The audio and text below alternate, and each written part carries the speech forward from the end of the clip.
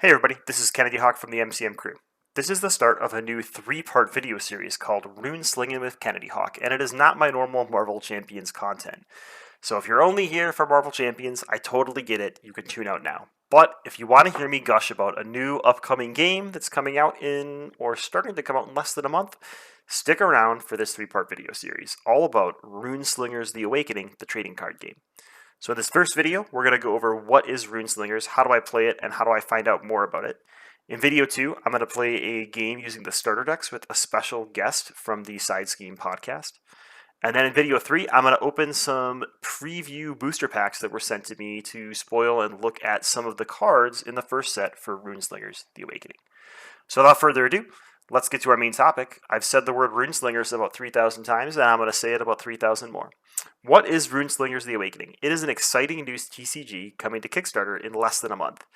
You take on the role of a runeslinger, a wielder of magic incantations called rune spells, and compete in a runeslinging tournament to prove that you are the best magical slinger around. You do this through a series of different card actions, including deck building, deck resourcing, deck thinning, and all the things that I love to do with cards. And if you know me, Kennedy, I play way too many CCG, TCG, LCG, DCG, whatever you call them, card games. I play too many of them. I recently inventoried all my games, and I have decks built on a shelf ready to go for over 70 card games, which is way too many, but I'm ready to make it 71 when Runeslingers comes out. And we'll talk about why in this video. So, where can I find out more about Runeslingers? Well, first, keep watching this video. I'm going to try to keep it short, but you know me, I think I'm making a 10-minute video, and then all of a sudden it's a half an hour. Then, head to runeslingers.com to find out more. You can sign up for their newsletter to be notified when the campaign starts. You can even get free print-and-play trial decks or free print-and-play booster packs so you can print and start playing the game from home right now. You can check out the official Runeslingers TTS mod, which is how I'll be playing my second game, or you can print and play those cards and play them with your friends at your kitchen table or your local game shop. So there's a ton of resources out there for this game, and it's not even out yet, which is super exciting.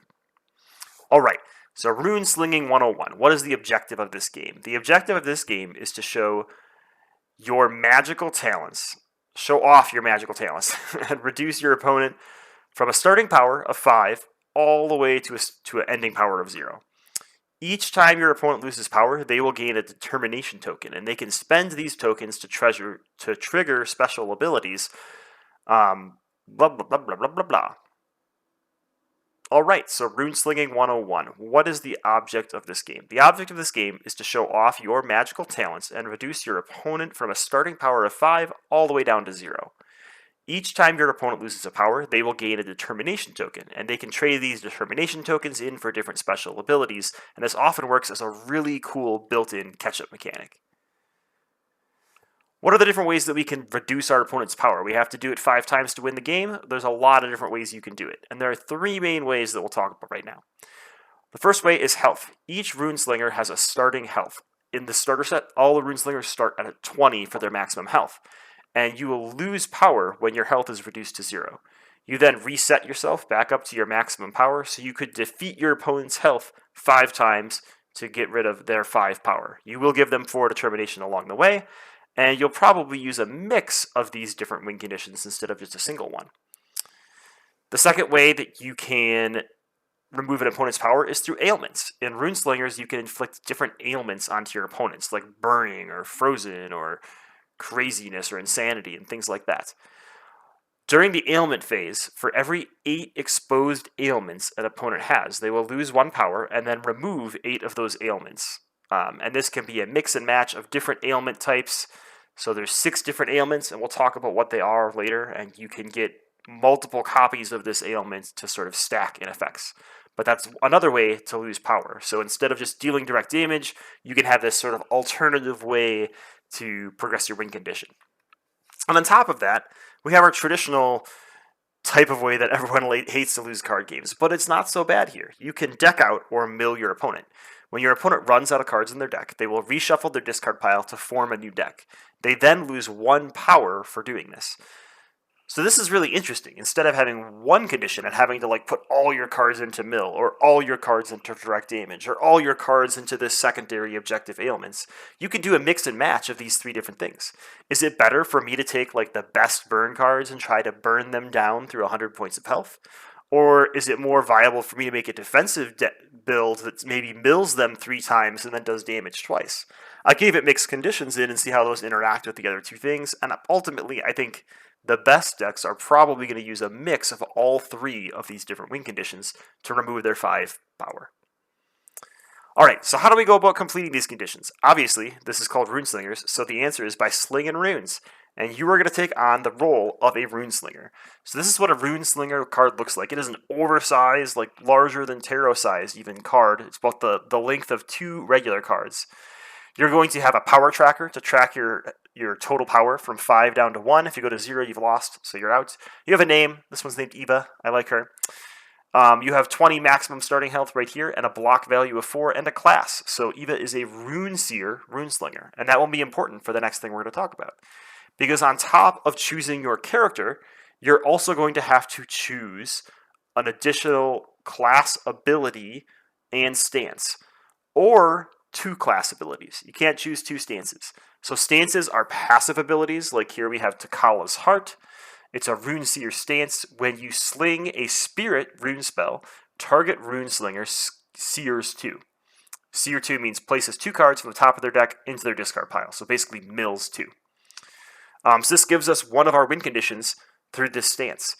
We also pick an ability. These are the stances and abilities from the starter set. So there's the Runeseer ability, Flame of Nim. Deal 8 damage to a target, and you see the little 2 green dots. That's the cost to trigger this Runeseer ability. You'll have to spend 2 determination. So once you've lost 2 power, you can then trigger this ability on your turn. So there's this very interesting dynamic of when you push someone to lose their power, or when you try to lose your own power by decking out to gain this innate advantage. And there's a bunch of different stances and abilities that you can mix and match, but the stances and abilities you pick have to match your Runeslinger's class. So here they have to be Runeseer stances and abilities. Alright, well on top of that, you're going to have a deck construction which is made up of 30 cards, and it includes a ton of types of cards. You can have 2 copies of each card in your deck, and 1 copy of unique cards that end with X, such as something something X. So, you're going to include these 30 cards in your deck, and that is how you're going to push your win conditions beyond your abilities, and cast your runes, sling your runes, defend or cure your ailments, and things like that. So this is an example of a pretty basic card. It's a fireball, that's the name of the card. It has a type icon, that red symbol right there, if you can see my mouse. So that type icon means that it is a spirit, so it says that it is a Runeseer spirit. When you're building a deck for a Runeseer, you can include cards from any class. You don't have to only include red cards in red decks. You get to mix and match. It's just your abilities that are limited to your class. But there might be things that trigger off of Runeseer type cards. You also have a cost. So the cost right here is a cost of 1 light to play this card. It has an ability, deal 8 damage to any target. So probably a Runeseer, but also other things. Or probably a Runeslinger, but also other things. So this is a rune spell. Rune spells are used, and they stay in play until the end of the turn, and then they go at the end of your turn to your discard pile, just like events. If you've ever played Aeon's End, how you have those little portals that you cast your spells onto, it feels a lot like that. You're going to have different slots that you can fill up with different spells that you're playing, and a rune spell is going to take up one of those slots until the end of your turn, and then go away. So these are one of the basic cards you're going to include in probably every deck. You're also going to include defense cards. So here's a defense card. You can see it has a type icon that's different. This one is a chant. It has a cost of 1. It has a keyword, charge. So the charge keyword means when you play this, and once per turn, you can place 1 generic charge token on this card. And then based on how many tokens are on this card, it'll do different things with its ability. So the ability on the lava stream is to use or tap this card. So not on the first round you play it, but on a future round you can tap it to apply 1 burn ailment to a target, Runeslinger. Then remove all tokens from Lava Stream and apply 1 additional burn element to the target for each token removed, and discard this card. So you can apply a bunch of burn if you let the Lava Stream, flow up. Also, this card, in addition to a keyword, has a defense value of 3. Defense cards stay on the board until they are depleted using their use effect, or until they are destroyed due to an attack. So Lava Stream has a defense value of 3 or a life of 3, so your opponent, when they play their Fireball, can deal 8 damage to your Runeslinger or 8 damage to your Lava Stream to get it off the board. So there's this little lasting effect that you have to deal with. Cool, so where would I play these cards? How would this work out? This is a picture of a playmat from the Runeslingers TTS mod. You're going to have 6 concentration slots at the top of your board, and you can play these defense and rune spell cards onto slots on the board. And let's talk about what that means. Before the game begins, you're going to place 1 card from your hand face down in any empty concentration slot. Now, I just said a lot of jargon there. Empty concentration slot. What does that mean? Let's go through some game terminology. So there's a bunch of terminology you need to know here. An empty concentration slot is a slot that has no cards in it.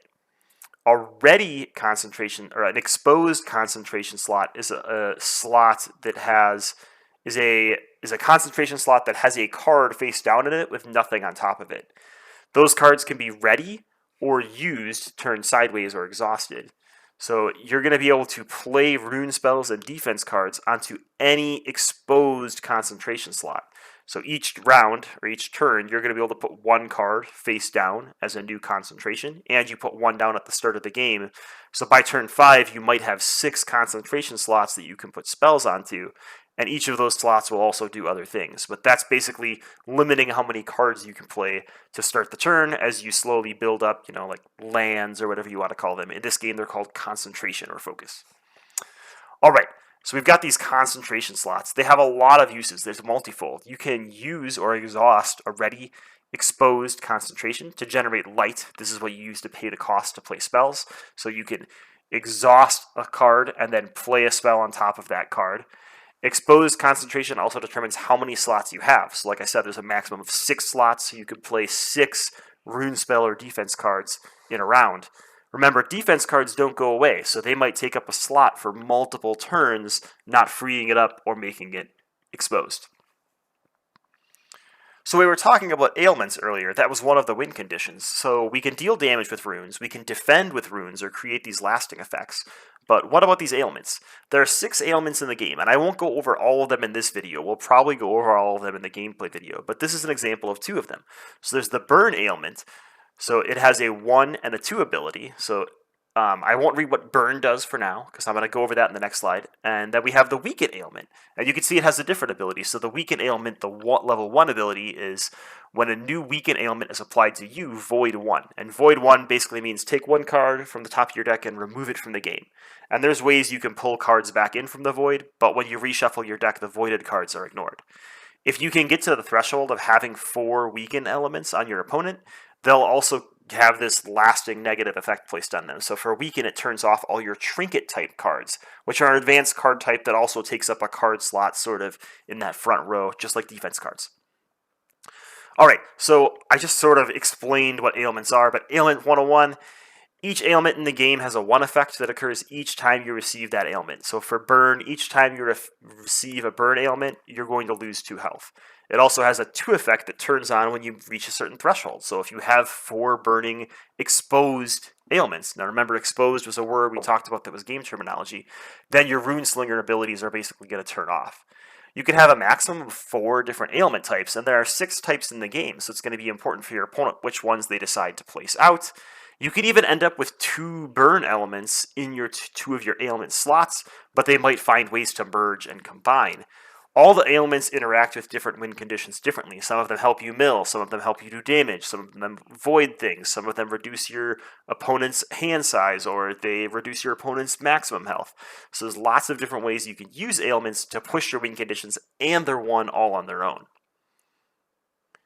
Where would I place these ailments? This is where you would place an ailment. So there are 4 ailment slots next to your Runeslinger below your concentration row. You can have up to 4 ailments, and you can use dice to track how many of each ailment you're currently suffering from. And I mentioned exposed ailments, so there are other card types that we're going to go over now that you can play on top of an ailment. So when you're checking for that level 2 threshold of having 4 burn ailments, if you have a boon card type on top of your burn ailment stack, they aren't going to count because they're no longer exposed or viewable.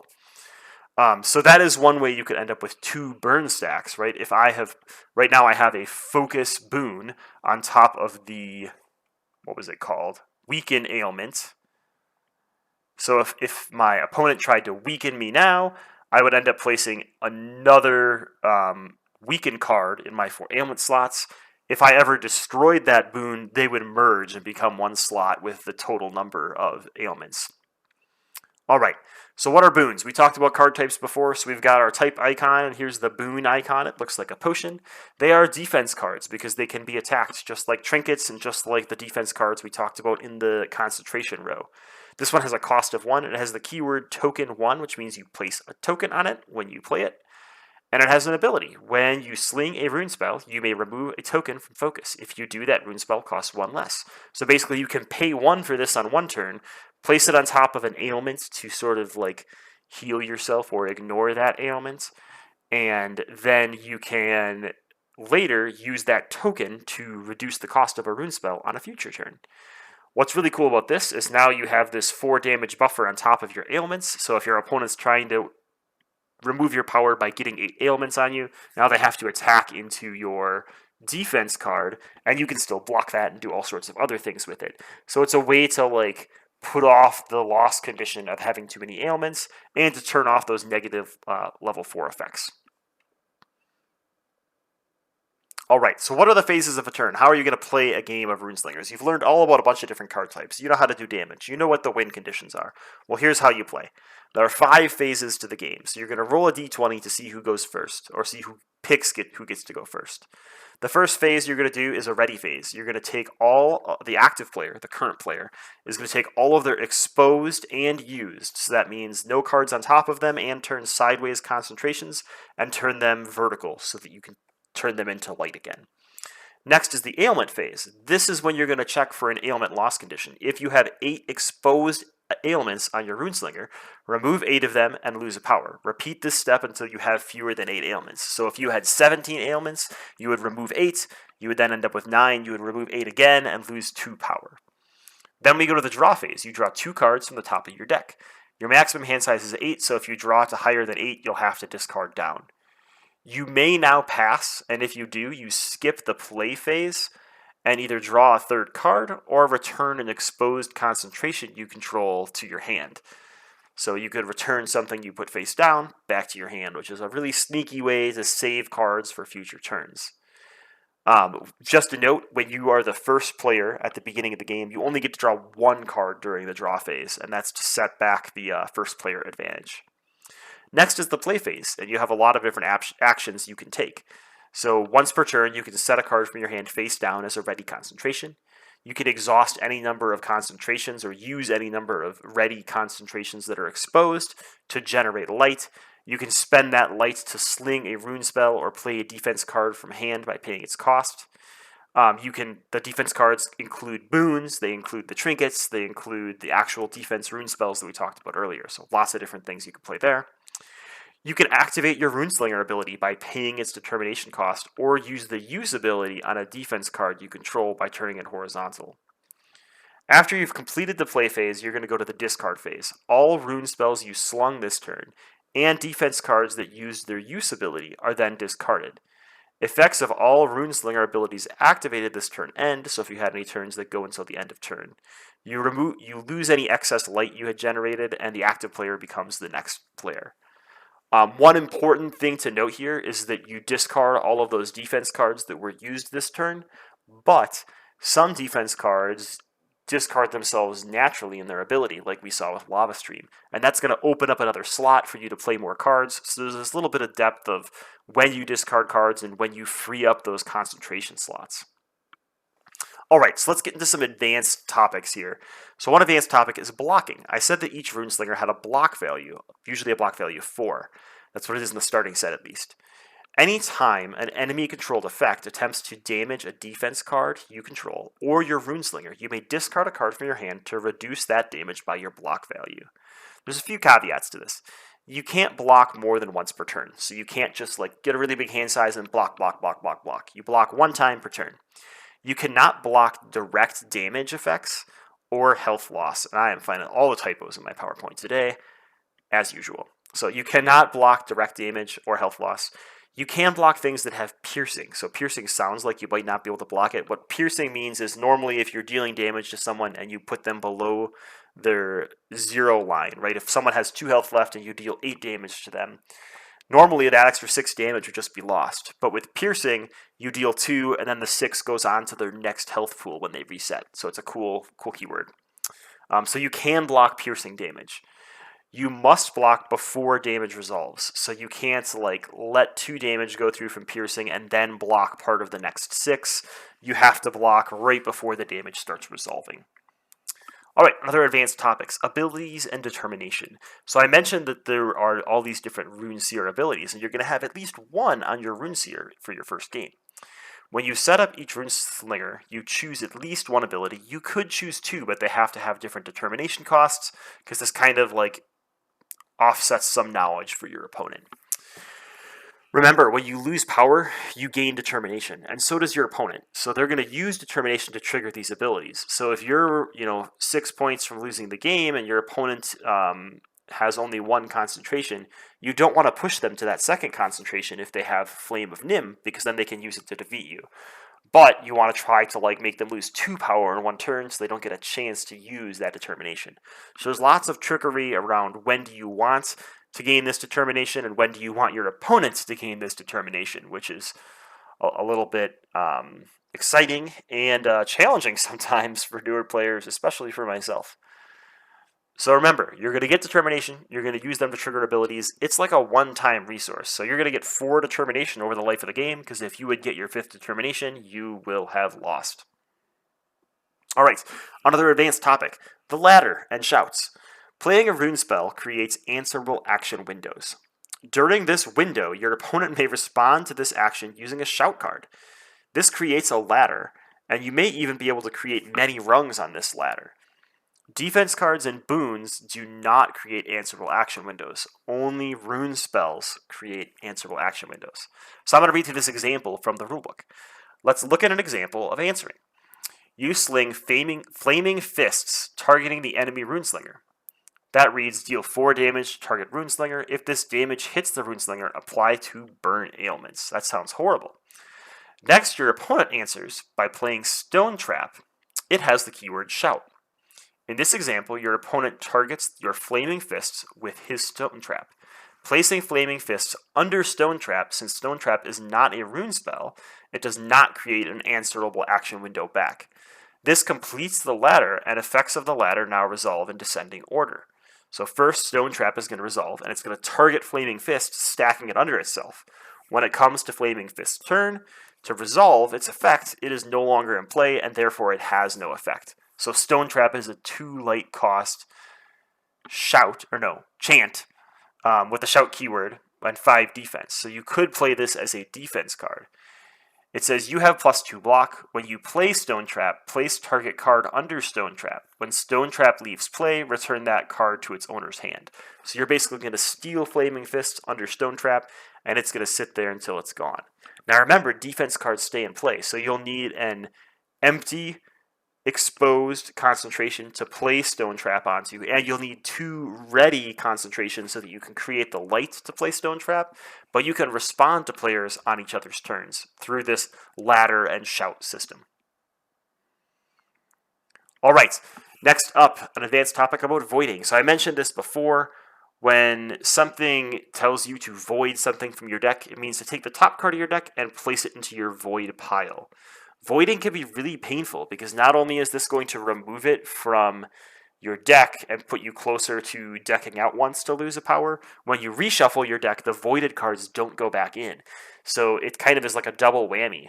In one of the games I played with one of the developers, they had voided so many cards out of my deck was down to 8 cards when I reshuffled it, and I ended up running out of cards and almost costing myself the game because my deck was so thin. So it can be really good. You can thin your deck to being only good cards, but that puts you at a little bit of danger because you're going to lose more power from decking out. So voiding is a powerful effect. It basically removes cards from the game. There are some cards that will let you pull a card out of void and place it into your hand or place it onto your board, and that can be really powerful if you create a cool toolbox or library of voided cards. All right, the last advanced topic. There are no typos on here because it's a screenshot from the rulebook. Keywords. There are a ton of keywords in this game, and by a ton, I mean 7. So let's go over them. Distract. When this card leaves the field, the concentration under it is also discarded. So this is a way to have an additional cost on a rune spell or defense card. If it's a really strong card, it's going to take a dollar bill with it. Fate. This is targeting, you target an enemy Runeslayer with this card, and there's a bunch of different bullets of options on this card. With a Fate card, your opponent gets to choose which effect you resolve. And they can choose an effect that has no resolution. So if they have no cards left in hand and the option is deal 4 to your opponent or have them discard 2 random cards, they can choose have an opponent discard 2 random cards when they have none left. So Fate is a little bit out of your control and leaving the result of the card to Fate. Token. This card enters play with this many basic tokens on it. So it'll be like token X, token 1, token 2. Tokens are used to track a number. A die can be used to track this if you don't have tokens. There are very specific type of tokens that are non-basic, but here they are basic tokens. Charge. Once per turn during the play phase, you may add +1 token to this card to charge it up. Tokens added by charging are basic and they have no special effects, but they interact with the ability on the card. Choice. This is like the opposite of Fate. You choose one of the bulleted effects. So these cards are very strong. They usually let you pick from 2 effects. Because of that, sometimes the effects are a little bit weaker than things that don't give you a choice, but they give you a lot of versatility, which can be really good. Shout. This card can be played normally during the play phase, just like a normal card, but it can also be played during an opponent's play phase as an answer to an answerable action window. Remember, answerable action windows are caused by rune spells, not from defense cards. And Pierce, we already talked about Pierce. This card's damage is dealt to the target in full. So if a portion of the damage causes the target to lose a power and reset their health, any remaining damage is still dealt. So this is something you want to save for when your opponent is low on health. So that's it for now. We've talked about what Runeslingers is, what many of the different card types are, what the different win conditions are, and how exciting it is to have like multiple win conditions that you can mix and match. There's a lot to take in this new CCG. It does a lot of things and innovates in a lot of ways. We're talking about using face down cards as resources to avoid, mana screw and resource locking and typing. We're talking about, having these different deck building decisions right at the beginning by picking your stance and your power or your 2 powers. It has a catch-up mechanic built right into it, so you're constantly being pushed towards having balance within your game. We talked about how there are multiple win conditions by health, by decking out, and by ailments, and just the ailment system in general and exposure versus non-exposure on cards. There's just a million new mechanics in here, and somehow they've gotten it all into a game that's fairly quick to play and fairly understandable once you're playing it, especially as someone that comes from a card game lifestyle. So that's it for today's video. In the next video, I'm going to be playing a starter game against Banana Crapshoot from the Side Scheme podcast. We'll go over how to play in that video a little bit as well, and we'll talk about the starter decks that we're running, and we'll try to teach all you folks how to play by, playing. So, if you're interested in Runeslingers, the Awakening TCG, they have an awesome Discord server. The devs are on there playing games with people all the time as they try to perfect this card game and find any errors or loopholes that might be in it. It is coming out on Kickstarter this May, on May 17th, so be sure to sign up for the notifications list on the runeslingers.com website so you are the first to know when this hits the Kickstarter market. And yeah, get really jazzed to see more Runeslinger games. I mentioned that this isn't our normal topic. I'm actually working on another channel right now that will contain all of my non-Marvel Champions content. Americano and I are working on a spin-off show, if you will, but we're trying to get enough content under our belt that we're ready to kick it off. And I expect that things like Runeslingers and Unmatched will quickly translate over to there so we can focus on Marvel Champions here. But I didn't want to miss out on the chance to show you all this awesome new card game. So check it out. Let me know in the comments below what you think looks really cool in Runeslingers and maybe the thing that gives you the most hesitancy. So when I do future videos, I can hopefully sway you on those things that you're hesitant about. Thanks for tuning in and have a great day.